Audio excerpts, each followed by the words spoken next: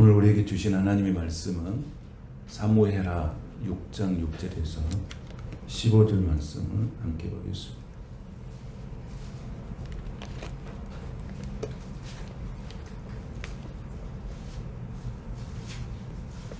사무엘하 6장 6절에서 15절 말씀을 다 같이 한 목소리로 봉독하겠습니다.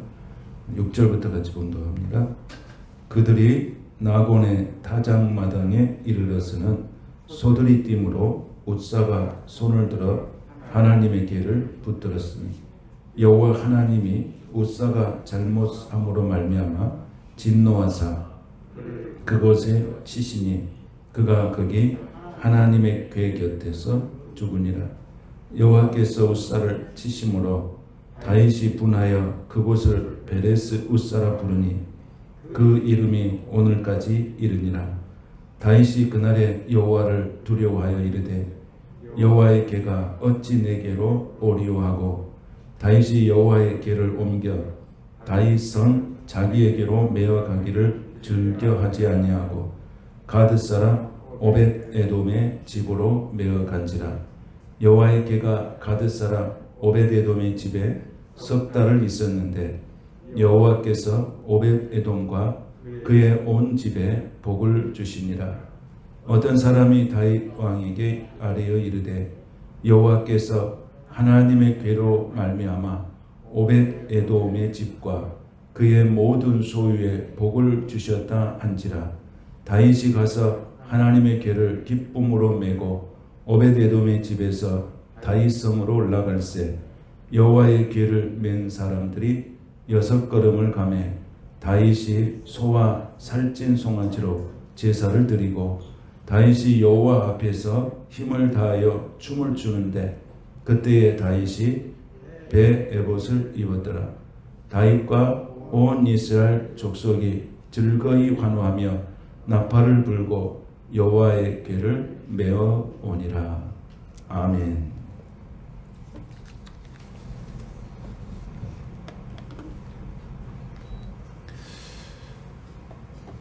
오늘 말씀 제목은 언약궤를 모시는 가정이 받는 복, 이런 제목으로 말씀을 같이 나누겠습니다. 자, 같이 한번 말씀 제목을 같이 한번 해보겠습니다. 언약궤를 모시는 가정이 받는 복. 시작. 언약궤를 모시는 가정이 받는 복. 아멘. 우리가 신년을 시작하면서 시작을 잘하자. 그래서 예배를 잘 드리고 우리가 기도를 멈추지 말고 우리가 승리하는 신년들이 되자. 그렇게 해서 우리가 계속해서 말씀을 같이 나누고 있습니다. 우리가 아무리 힘들어도 하나님은 복의 근원이시기 때문에 구하는 자에게는 하나님께서 반드시 허락하시는 줄로 믿습니다. 우리가 주기도문을 이렇게 보면 하늘에 계신 우리 아버지 그랬습니다. 여러분, 하늘에 계신 우리 아버지가 여러분의 하나님이신 것을 믿습니까? 그분은 복의 근원이세요. 하늘에 계신 우리 아버지가.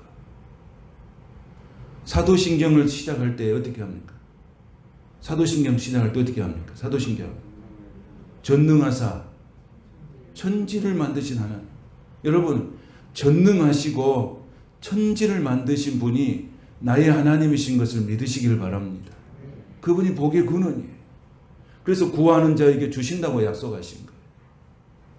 하나님은 복의 근원이기 때문에 하나님을 믿는 자녀들에게 하나님은 복 주시기를 원하시는 거예요. 여러분, 우리 육신의 부모라도 육신의 자녀들한테 복 주시기를 원하잖아요. 잘 되기를 원하잖아요. 그러나 하나님은 우리를 구속의 피로 구원받은 우리를 하나님은 육신의 아버지보다 더 크게 위대하신 하나님께서 더 큰 은혜와 복을 주시기를 원하고 계시는 것을 믿으십니까? 반드시 하나님은 그렇게 하시는 거예요. 그래서 오늘 우리가 기도를 하고 예배를 하고 찬양을 하고 하는 것은 하나님께서 내게 주신 은혜가 너무 크니까 너무 감사하잖아요. 그래서 우리가 예배를 드리고 찬양을 하고 하나님을 영화롭게 하는 것입니다. 근데 오늘 언약궤를 모시는 가정이 받는 복 그랬습니다. 오늘 세 번째로 가정에 대한 말씀이에요. 어떻게 하면 우리 성도들이 금년에는 정말로 복이 있는 가정, 자녀들도 복을 받고 후손도 복을 받고 하는 일도 복을 받고 다 복을 받을 수 있는 길이 뭔가. 그래서 말씀을 묵상하고 가운데 오벳에돔이 이 가정을 묵상하게 됐습니다. 오벳에돔이라고 하는 사람, 도대체 이 오벳에돔이라고 하는 사람이 어떤 사람인가? 오벳에돔이라는 사람은 성경에 많이 등장하는 인물이 아닙니다. 많이 등장하지 않아요. 그런데 항상 따라다니는 게 있어요. 오벳에돔 그러면 항상 따라다니는 사람이 그 말이 있어요. 뭐냐면 복이라고 하는 단어예요. 오벳에돔의 단어 이름 밑에는 반드시 복을 받았다고 하는 거예요. 여러분, 여러분의 이름을 들먹일 때 반드시 그 뒤에 따라올 말이 뭐가 돼야 됩니까? 복을 받은 사람이라는 거예요. 할렐루야. 오늘 금년에 그렇게 되시기를 축복합니다. 신상식 그러면 복을 받은 사람이라. 이렇게 딱 규정이 되어 있어요. 성경에 몇 번 나오지 않았는데. 근데 오늘 보면 성경에 오늘 6장 11절에 보면 뭐라고 나왔어요? 오벳에돔과 그의 온 집에 복을 주셨다 그랬어요. 그 다음에 13절에 보면 소유의 복을 주셨다 그랬어요. 모든 소유의 복을 주셨다 그랬어요. 모든 소유의 복을 주셨다는 것은 뭡니까? 땅에도 복을 주시고 가축에도 복을 주시고 그 자식들에게 복을 주셨다. 모든 게 복을 주셨다. 들어와도 복을 받고 나가도 복을 받는 축복을 받았어요. 오벳에돔. 그리고 역대상 26장 5절에 보도 또 오벳에돔이 복을 받았다고 나와 있어요.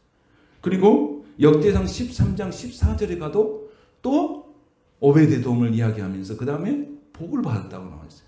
도대체 이 사람의 정체가 뭘까? 정말 여러분 이렇게 살고 싶지요. 이렇게 살고 싶어요. 그래서 오벳에돔이라는 사람이 도대체 어떻게 해서 이런 복을 받았나? 이름 뒤에는 항상 따라다니는 게 복이 돼. 그런데 그것을 거슬러 올라가면 이런 일들이 있었어요. 오늘 이 6장의 1절을 보면 이렇게 말합니다.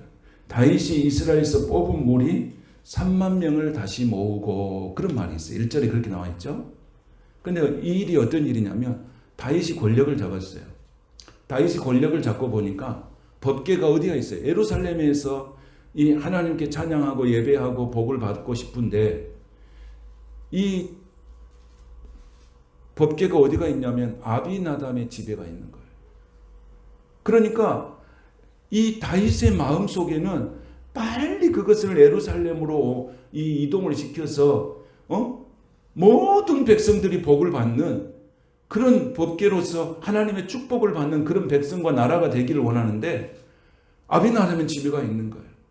그러니까 다윗 이전에 왕이 누구였냐면 사울 왕이잖아요. 그런데 사울 왕은 전혀 관심이 없었어요.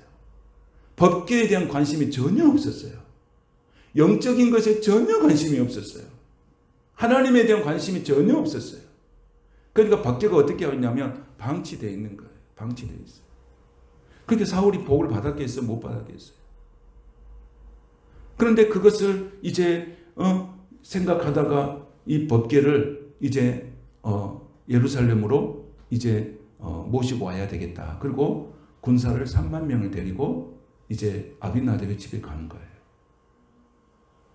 근데 아비나답의 집에 가서 이제 법궤를 모시고 오려고 그러는데 그 법궤를 어디에다 해고 오냐면 수레에다가, 얼마나 좋은 수레였겠어요. 거의 금수레 수준으로 금수레로 딱 만들어서 이렇게 법궤를 다 모시고 오려고 하는 거예요. 그렇게 오는 거예요, 이제. 근데 쭉 오다가 오늘 6절에 보니까 어디에 이르렀냐면, 6절에 보니까 어디 있어요? 나곤의 타작마당에 이르렀더니 소가 갑자기 툭 뛰는 거야. 소가 탁 뛰어. 그러니까 옆에서 이제 아비나답의 아들들이 호의를 하고 오지 않겠습니까? 수레에 싣고. 그러니까 거기 아들 중에 한 사람이 웃사가 이게 떨어뜨리려고 그러니까 법궤가 소가 툭 뛰니까 떨어뜨리려고 그러니까 의식적으로 본능적으로 뭐 있겠어요? 이 법궤를 확 잡는 거예요. 안 떨어뜨리려고. 그랬더니 하나님께서 그 자리에서 우사가 죽임을 당하는 그런 아주 참혹한 일이 벌어지게 됩니다. 그래서 이 다윗이 너무너무 힘들잖아요. 막 분할 정도로 힘들잖아요. 내가 이것을 이렇게 언약궤를 예루살렘으로 옮기려는데 이게 뭡니까? 사람이 죽었잖아요. 사람이 죽었잖아요. 그러니까 이 다윗은 너무너무 힘들고 고통스러운 거 아니에요. 그러니까 여러분 이제 이 법궤가 이 타작마당 앞에서 이제 사람이 죽어가지고 난리가 났는데 이 법궤를 가지고 갈 만한 사람이 아무도 없는 거예요. 여러분 생각해 보세요. 법궤를 떨어지는 손으로 만졌는데 그것 때문에 사람이 죽었는데 그 법궤를 내 집에다 갖다 모시겠습니다라고 턱 나타나는 사람 누가 있겠어요? 그런데 나타난 사람이 있었어요. 그 사람이 누구야? 그 사람이 오벳에돔이에요. 오벳에돔이 그 당시로 이름이 별로 알려지지 않는 아주 가난한 사람이에요. 그런데 다윗 왕에게 그 법궤를 내가 내 집에다 모시겠습니다. 그래서 오벳에돔 집에 간 거예요. 여러분 원래 법궤는 어떻게 하라고 성경의 말씀에 기록되어 있느냐면 어떻게 해야 되냐면 민수기 4장 15절에 보면 반드시 레인이 가져가야 되고 어깨에 메고 가게 되어 있어요. 그런데 오늘 다윗이 오늘 6장 사무엘하 여기 6장 2절에 보더라도 뭐라고 나와 있냐면 이렇게 나와 있어요. 다윗이 일어나 자기와 함께 있는 모든 사람에게 더불어 바알레 유다로 가서 거기 하나님의 궤를 뭐하기 위해서 메어 오려 하니 그랬어요. 다윗도 메어 온다고 하는 말씀의 지식이 있었습니다. 그런데 왜 수레에다 메고 갔을까요? 다윗은 이 상황 속에서 요 법궤를 가져가야 된다고 하는 정말 흥분된 마음이 있었을 것 같아요. 그러다 보니까 뭘 잊어버렸어요? 말씀이 생각나지 않는 거예요. 말씀에는 반드시 메어 가지고 가게 되어 있는데 수레에다 실었어요. 그러니까 옆에서 3만 명의 이제 그 특수원들이 갔을 거 아닙니까? 근데 그 사람들이 가가지고 다윗 왕한테 왕이시여 메고 간 것은 좀 힘들고 어려우니까 또 시간도 많이 걸리니까 수레에 싣고 가면 훨씬 쉽겠습니다. 수레에다 싣고 가시죠. 이렇게 금수레를 우리가 준비했습니다. 그 다윗이 순간적으로 뭘 잊어버린 거예요? 말씀을 잊어버린 거예요. 말씀을 잊어버린 거예요. 그러니까 다윗이 허락했겠죠. 싣고 가라고. 그러다가 이제 산통이 난 거 아닙니까? 그러니까 이 수레에 싣고 갈 때부터 문제가 시작이 된 거예요. 그래서 베레스 우사가 이것을 본능적으로 법궤가 타작마당에서 뛰니까 본능적으로 손으로 잡는 거예요. 그 순간 죽음을 당한 거예요. 여러분 오늘 우리가 말씀이 필요한 것이 뭐냐면 그런 상황 속에서 정말로 내가 어떤 상황이 내게 도달할지라도 말씀이 생각나야 됩니다. 말씀이 있어야 합니다. 말씀이 생각나지 않으면 멋대로 움직이냐면 본능적으로 인간적으로 움직이게 되어 있어요.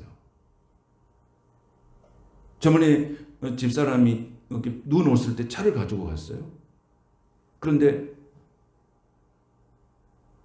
가다가 눈이 오니까 이제 그 커브길에서 해가지고 가드레일 받아버렸어요.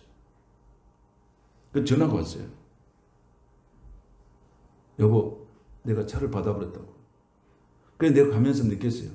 받았다. 그러면 그게 뭘 잘못해서 받았을까? 뭘 잘못해서 받았을까요? 눈길에서는 뭘 안 해야 되죠? 브레이크를 안 밟아야 되잖아요. 사거리 이렇게 딱 도는데 브레이크를 밟았으니까 바로 밀려서 받아본 거죠. 그러니까 우리가 운전할 때 지식이 뭐예요? 빙판길에서는 절대 브레이크를 밟으면 안 된다. 이게 우리 지식이죠. 그런데 브레이크를 밟았어요. 그건 뭐예요? 경황이 없는 상태에서는 사람이 본능적으로 움직이게 돼 있어요. 그러니까 브레이크를 밟은 거잖아요. 습관적으로 밟은 거잖아요. 오늘 베레스 우사가 마찬가지잖아요. 베레스 우사가 그 우사의 집 안에 있는 영적인 분위기를 알 수가 있잖아요. 아비나답의 집이 위해서 그 법궤를 어떻게 섬겼느냐가 나오잖아요. 응? 그 자식들이 봤을 거 아니에요. 우리 아버지께서 지금 하나님의 임재를 상징하는 이 법궤를 어떻게 섬기고 보았는지를 자식들이 다 보고 있었어요. 그러니까 이 영적인 것이 너무너무 소중하고 중요한데 이 웃사가 봤을 때 법궤는 하찮은 존재예요. 방치된 거예요. 그러니까 아무 데나 어떻게 하든지 손으로 닿든지 뭐 하든지 해도 아무 상관이 없다고 하는 거예요. 이런 지식을 그들이 알게 모르게 습득한 거예요. 반드시 성경은 율법에는 뭐라고 되어 있어요? 그것은 손으로 만지면 안 되고 성물은 손으로 만지면 안 되고 반드시 어깨에 매게 되어 있다 했어요. 그런데 웃사가 본능적으로 움직이는 거예요. 여러분 우리가 신앙생활 할 때 어떤 어려움이 오고 위기상황에 도달하면 말씀을 통해서 그것을 해석하지 않고 본능적으로 우리가 움직일 때가 참 많습니다. 그래서 말씀이 중요한 겁니다. 말씀, 어떤 상황 속에서도 여러분 말씀이 생각나게 되시기를 축복합니다. 말씀이 생각나야 승리합니다. 그런데 내가 신앙생활을 하고 수십 년 신앙생활을 해도 어떤 위기적 상황이 오면 본능적으로 반응하는 거예요. 그래서 실패하는 겁니다. 신앙생활. 신앙생활이 실패예요. 인간적으로 생각하고 본능적으로 반응하니까 실패한 거죠. 그때 뭐가 있어야 되냐. 바울도 누가 옆에서 아무리 이야기해도 하나님은 이렇게 하셨다. 레인이 반드시 이것은 메고 가게 돼 있다. 반드시 메어라. 시간이 걸려도 메고 가야 된다. 이게 하나님의 원칙이고 법이다. 이렇게 했으면 아무 일도 일어나지 않습니다. 그런데 그냥 군중 심리에 휘말려서 다윗도 순간적으로 이게 말씀이 생각나지 않는 거예요. 실수한 거죠. 그러다 보니까 엄청난 어려움이 생겼잖아요. 그러니까 이 일이 딱 생기니까 이제 어떻게 됐겠습니까? 법궤를 만지다가 사람이 죽었으니까. 다윗도 오늘 성경에 보니까 뭐라고 나와 있어요? 9절에 보니까 다윗이 그날에 여호와를 두려워하여. 이제 무서운 거예요. 법궤가 하나님의 임재와 하나님의 축복을 받기 위해서 예루살렘으로 옮기는 그 과정에서 보니까 이제는 법궤가 뭘로 다가옵니까? 두려움의 존재로 온 거예요. 그러니까 이제 법궤를 계속 가져가지 아니하고 오벳 에돔이라는 사람의 집에서 이제 법궤를 가져간다고 하니까 거기다 두고 그냥 다윗은 예루살렘으로 가버린 거예요. 예루살렘 가버려요. 그런데 중요한 것은 예루살렘이가 있는데 소문이 막 퍼지기 시작한 거예요. 온 나라에 소문이 퍼지기 시작해. 무슨 소문이 퍼지기 시작했냐면 법궤를 가지고 갔던 오벳에돔 집에 막 복이 넘치게 막 부어주신다고 하는 소문이 온 나라에 퍼진 거예요. 그 소리가 누구에까지 들어갔냐면 다윗의 소리까지 들어갔어요. 여러분, 금년에 여러분들이 하는 일을 통해서 복을 받되 온 나라에 퍼지시길 바랍니다. 온 세상에 퍼지시기 바랍니다. 온 지역에 퍼지시길 바랍니다. 오벳에돔이 3개월 동안만 그걸 가지고 있었잖아요. 그러니까 다윗이 보고 그래. 그것이 너무 두려웠는데 이제는 하나님께서 이 법궤를 통해서 복을 주시는구나. 그리고 3개월째 됐을 때 오벳에돔 집에서 법궤를 다윗이 가지고 예루살렘으로 가지고 갑니다. 여러분, 아비나답은 자기 집에 20년 동안 법궤를 놔뒀어요. 그리고 오벳에돔은 자기 집에 3개월 놔뒀어요. 그런데 아비나답은 성경에 보니까 복을 받았단 말이 한 문제도 없어요. 그런데 3개월을 두었던 오벳에돔의 집에서는 복을 받았을 때 온 세상에 소문이 났다고 성경이 말하고 있습니다. 왜 그랬을까요? 차이가 뭘까요? 똑같은 법궤가 있었는데 여기는 도래까지 있었는데 차이가 뭘까요? 오벳에돔은 신실과 정성을 다해서 법궤를 섬긴 거예요. 여러분, 하나님이 이렇게 했어요. 나를 존중히 여기는 자를 내가 너를 존중히 여긴다고 하셨습니다. 그런데 아비나답의 집에서는 법궤를 존중히 여기지 않았어요. 방치했어요. 그런데 오베데돔은 그 엄청난 사건이 벌어졌음에도 불구하고 자기 집에 법궤를 모시고 가서 정성을 다해서 그 법궤를 섬기고 하나님을 섬긴 거예요. 법궤는 무엇의 상징입니까, 여러분? 하나님의 임재의 상징이에요. 그래서 이 오베데돔은 복을 주신 하나님을 내 가정에 모셨구나. 날마다 섬기는데 자기가 최고의 정성을 다해서 하나님 법궤를 섬긴 거예요. 저는 이 하나님의 언약궤가 여러분의 가정에 있게 되시기를 축복합니다. 여러분의 사업장에도 이 언약궤가 있게 되시기를 축복합니다. 이 언약궤는 복을 주신 하나님을 상징하는 거예요. 하나님의 임재를 상징하는 거예요. 하나님은 오늘도 우리에게 뭐라고 말씀하십니까? 응? 좋은 것을 주신다고 했어요. 좋은 것을 주신다고, 하나님이 좋은 것을 주신다 하셨거든요. 응?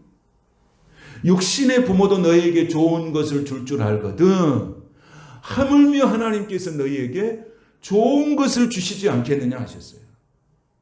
너희가 어찌 생선을 달라는데 뱀을 주겠냐? 떡을 달라고 하는데 독을 줄 사람이 어디 있겠느냐? 하나님은 너희에게 좋은 것을 주시는 분인 줄 믿으라고 말씀하고 계십니다. 여러분, 좋은 것이 뭡니까? 하나님 복이에요. 시편 16편에 보면 주 밖에는 나의 복이 없습니다 라고 시편 기자가 고백하고 있어요. 주 밖에는 나의 복이 없습니다. 복은 누가 주시는 거예요? 하나님이 주신 거예요. 믿습니까? 복의 근원은 하나님이십니다. 그래서 오베데돔은 최고의 정성을 다해서 하나님을 섬긴 거예요. 그 가정이 복을 받았어요. 역사학자 요세푸스는 이렇게 기록합니다. 오베데돔의 집에는 정말 가난했다. 그 지역에서 제일 가난했다. 법궤가 그 집에 들어갈 때 제일 가난했다. 그런데 법궤가 그 집에 나올 때 그 집이 제일 부자가 되었다고 역사학자 요세푸스는 그렇게 기록하고 있습니다. 3개월 만에 역사가 일어났습니다. 3개월 만에 기적이 일어났습니다. 하나님을 어떻게 섬기느냐, 하나님을 어떻게 존중하고 섬기느냐에 따라서 인생이 달라진다는 거예요. 오늘 금년에 여러분, 우리가 하나님을 정말 존중히 여기고 존중히 여길 때 하나님께서는 우리를 존중히 여기고 존중히 여겨서 오베데돔에게 부어주셨던 그런 축복이 오늘 우리 모든 가정에 임하게 될 줄로 믿습니다. 그래서 오베데돔이 12절을 보세요. 12절에 보면 오베데돔이 뭐의 복을 받았는지 나와요. 오베데돔이 뭐의 복이냐면 하나님의 괴로 말미암아 그랬습니다. 뭘로 복을 받았다고요? 하나님의 괴로 말미암아. 우리 가정에 누가 오시느냐가 중요하잖아요. 여러분, 삭개오가 얼마나 이 세상에 그 욕심 부리면서 살았습니까? 근데 그 집에 예수님이 온과 동시에 삭개오는 완전히 변화되고 형용할 수 없는 축복을 받았어요. 자기 집에 누가 왔냐? 가나안 혼인 잔치집에 누가 오셨습니까? 예수님이 오셨기에 그 집에 기적이 일어난 줄로 믿습니다. 여러분, 나사로의 집에 누가 갔습니까? 예수님이 갔습니다. 오늘 우리 가정에 예수님이 오신다면 우리 가정은 축복의 가정, 복의 가정이 다 될 줄로 믿습니다. 우리 심령에 예수를 모십시다. 우리 가정에 예수님을 모십시다. 우리 직장에 예수님을 모십시다. 우리 사업장에 예수님을 모십시다. 우리 자녀들의 심령에 예수님을 모십시다. 반드시 놀라운 일들이 일어나게 될 줄로 믿습니다. 저는 이 말씀을 묵상하는데 막 가슴이 막 설레이고 흥분됐어요. 정말로. 오베데돔이 이 엄청난 상황 속에서도 자기 집에 법궤를 모시고 왔는 이 신앙 얼마나 위대합니까, 여러분? 축복이라고 하는 것은요, 수고 없이 얻어진 게 없어요, 여러분. 축복은 다 수고가 있어야 돼요. 수고 없이 얻어진 거 없어요. 그냥 하나님이 알아서 해주라. 하나님은 알아서 안 해줍니다. 그러면 얼마나 좋겠습니까? 우리가 기도할 필요가 뭐가 있습니까? 하나님 다 알아서 해주는데. 근데 하나님은 뭐라고 했습니까? 구하는 수고가 있어야 합니다. 문을 두드리는 수고가 있어야 합니다. 찾아야 하는 수고가 있어야 될 줄로 믿습니다. 수고가 있어야 합니다. 그래서 전번에도 말씀드렸죠. 블레싱, 이 축복이라는 단어는 어디서 왔느냐? 피를 흘리다고 하는 블리드라고 하는 단어에서 왔다고 제가 말씀드렸어요. 피를 흘려야 축복이 온 거예요. 예수님이 십자가에서 피를 흘림으로 우리에게 구원을 주시고 복을 주신 줄로 믿습니다. 이건 우리가 복음이에요. 복음. 여러분, 은혜는 우리가 뭘로 옵니까? 구원은 은혜로 얻다고 그랬잖아요. 그래 누가 죽었습니까? 하나님의 아들 예수님께서 십자가에 죽으심으로 우리가 그 은혜로 구원을 얻는 것입니다.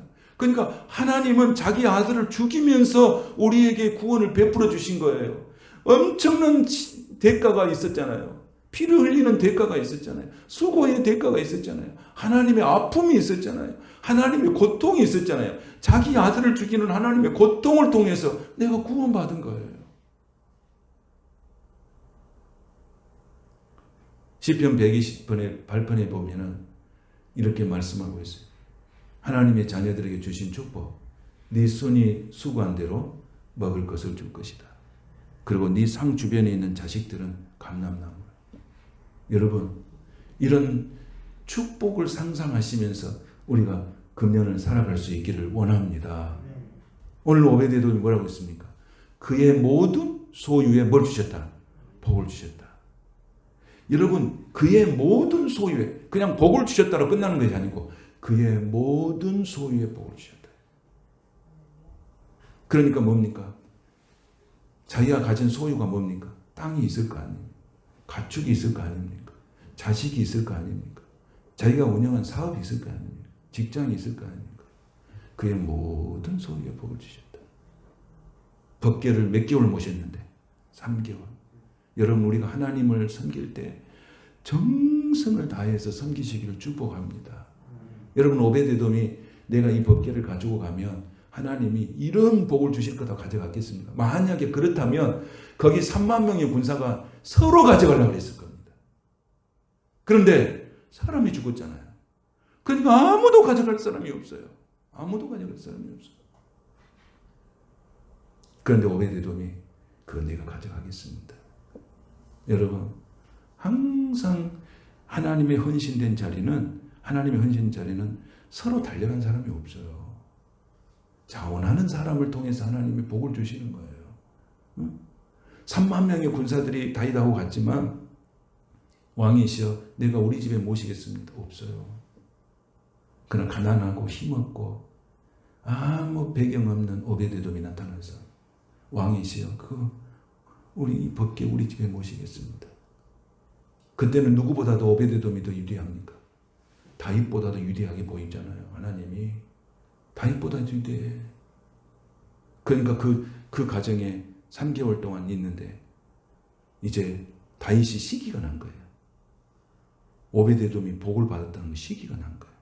그러니까 얼른 가져와서 온 나라가 이 법궤를 섬기면서 복을 받아야 되겠다 하면서 옮기게 된 것입니다. 사랑하는 성도 여러분, 오늘 하나님께서 우리에게 주시는 은혜가 그냥 주신 게 아니고 십자가에 예수님이 죽으심으로 얻어지는 은혜인 줄로 믿습니다. 오베데돔은 두렵고 떨림으로 법궤를 섬긴 거예요. 모신 거예요. 그랬더니 하나님께서 생각지도 않는, 상상하지도 않는 모든 소유의 복을 허락하여 주신 것입니다. 하나님은 어떤 하나님이십니까? 우리의 정말 중심을 보신 하나님이십니다. 중심을 보세요. 여러분, 세상에 가보면 세상 사람들은 다 자기 이익을 위해 살잖아요. 응? 그리고 손해보는 일은 안 합니다. 이렇게 보니까요, 정말 세상에 살아가는 사람들은 손해보는 일도 안 합니다.